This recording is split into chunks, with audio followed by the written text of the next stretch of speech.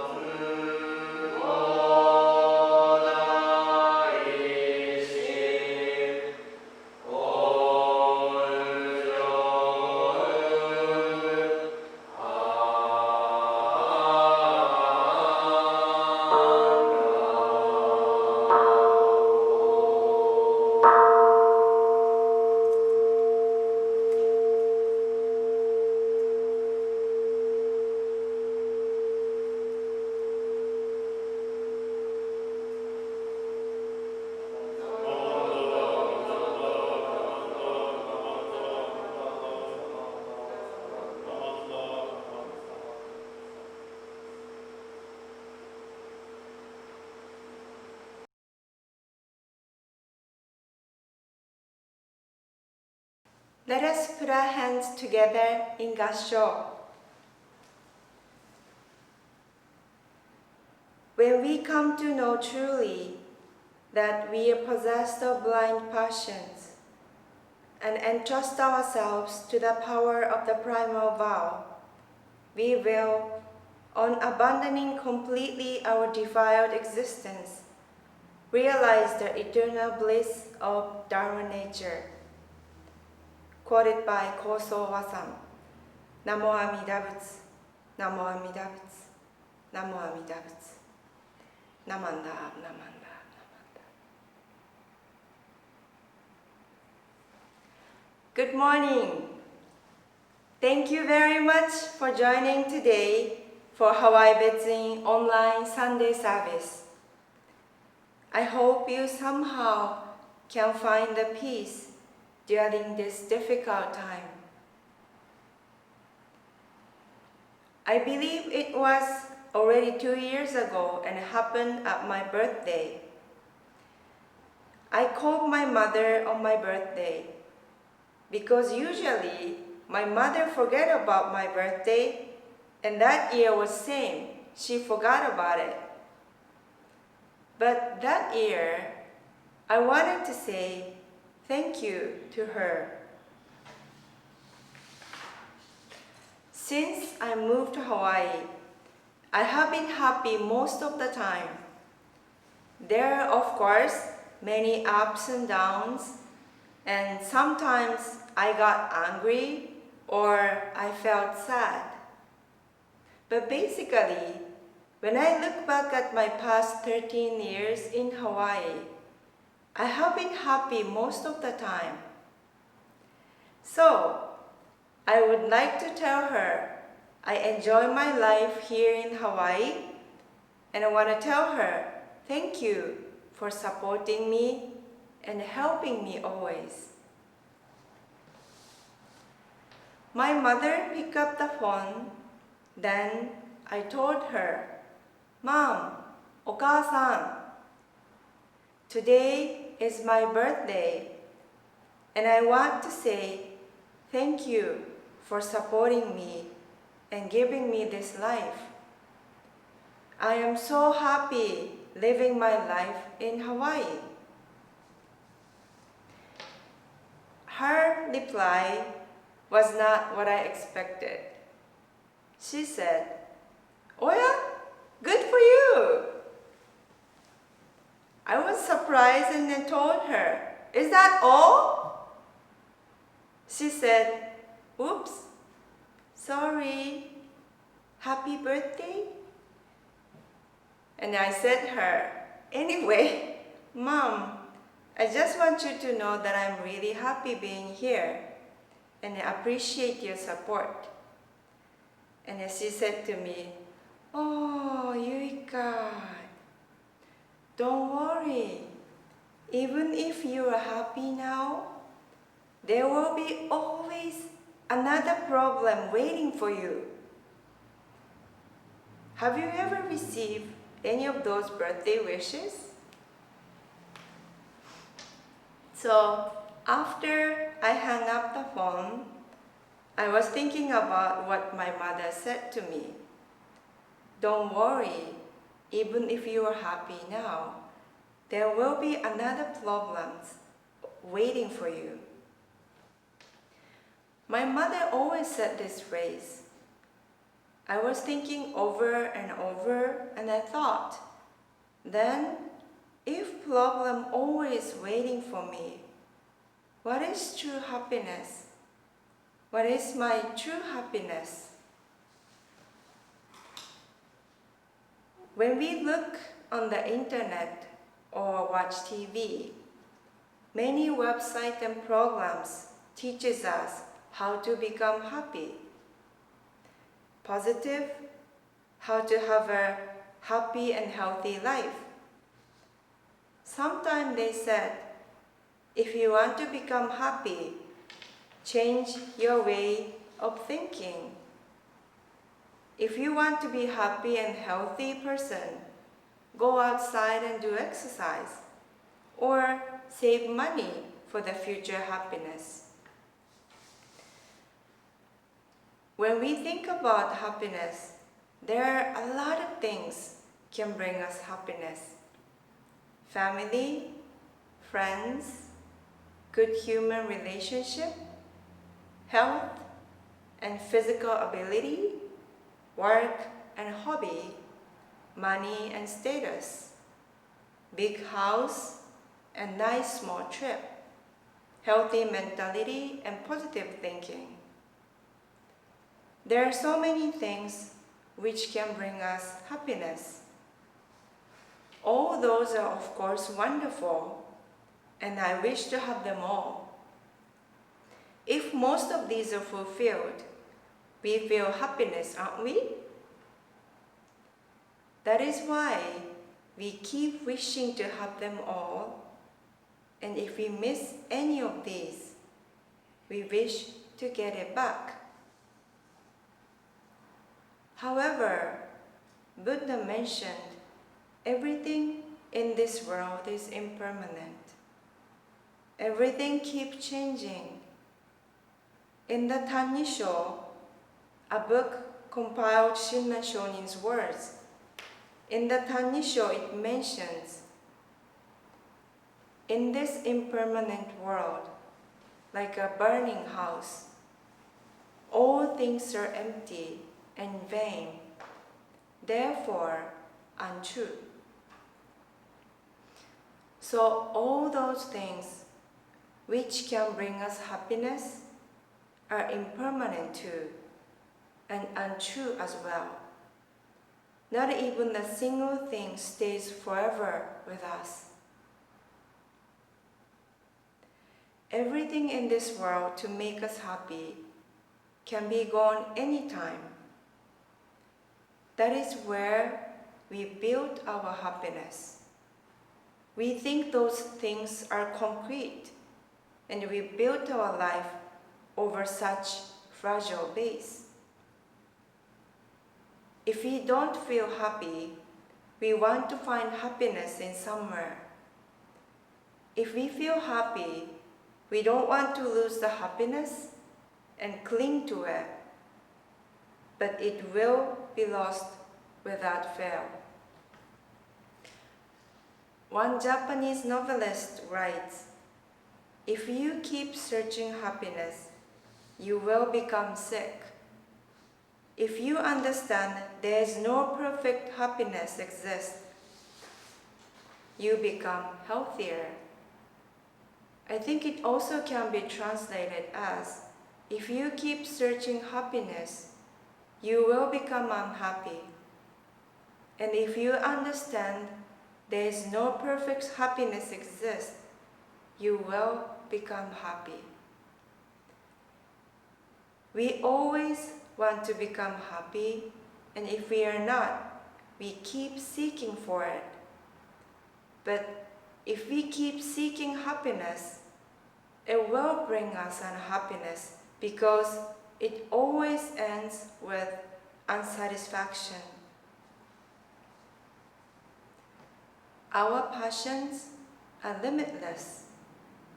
Because of the blind passions, we always want to have more. If one wish is fulfilled, there's always another one.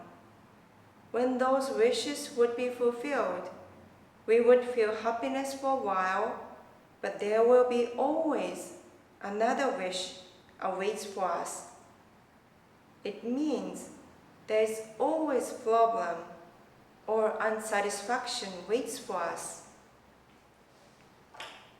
I think that is why my mother told me, "Yuika, don't worry, even if you're happy now, which means I have everything I want now at this moment, but there will be always another problem prepared for you, which means your blind passions never cease and keep creating sufferings."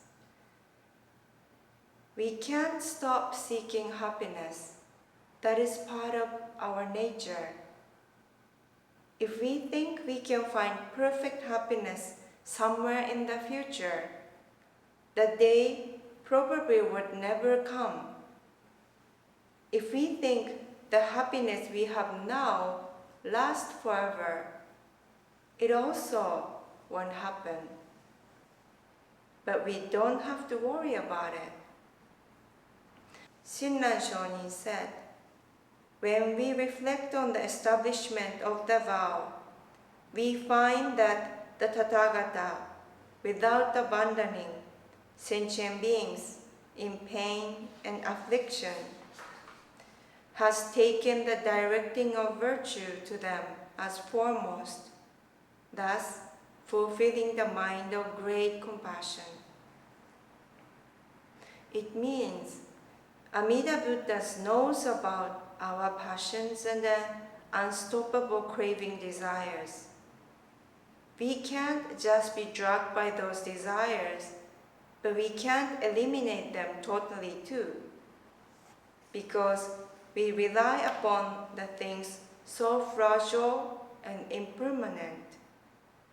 Shinran Shonin reminded us that what we think reliable in this world is untrue, and the great compassion is only place that we can truly rely on. That is very reason Amida Buddha established the vows to save us.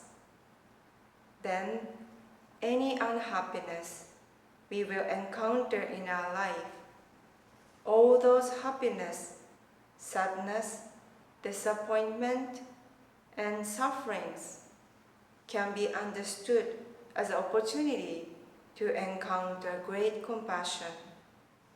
It can be understood as a reminder of our Bonbu mind that can't stop craving.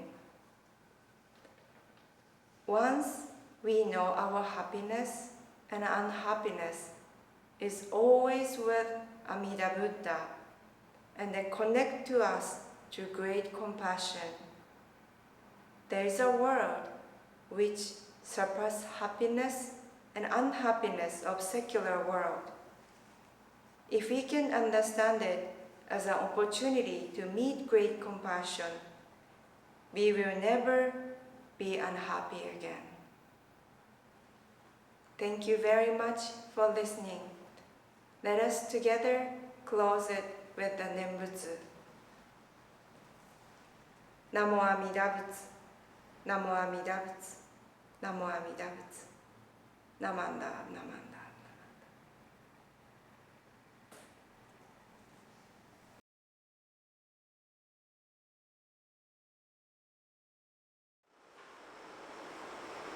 Golden chain of love. I am a link in Amida Buddha's golden chain of love that stretches around the world. I must keep my link bright and strong.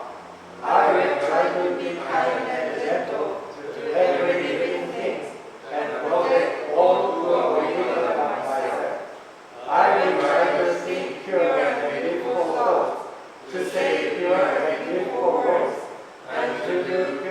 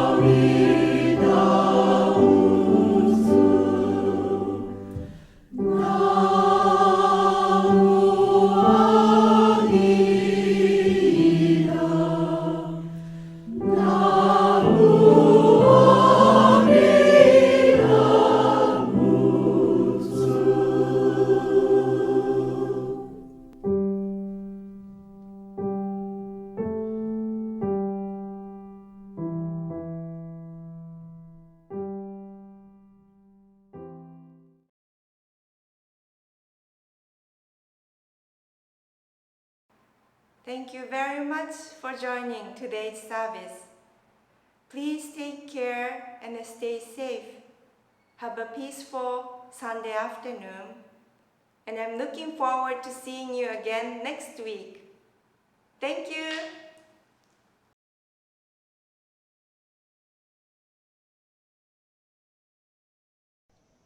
Aloha!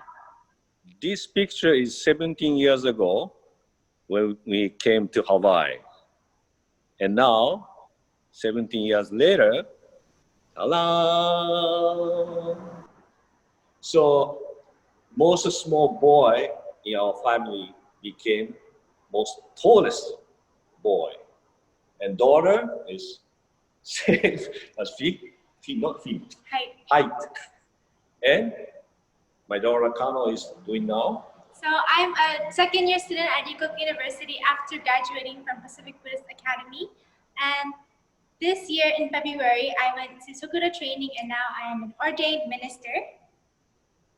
Hi, I'm Shoshi. I just graduated from PBA, class of 2020. And right now I am attending University of Portland online schooling. And we are planning to go back in class in the second semester. See you See you soon. soon. Have a nice day.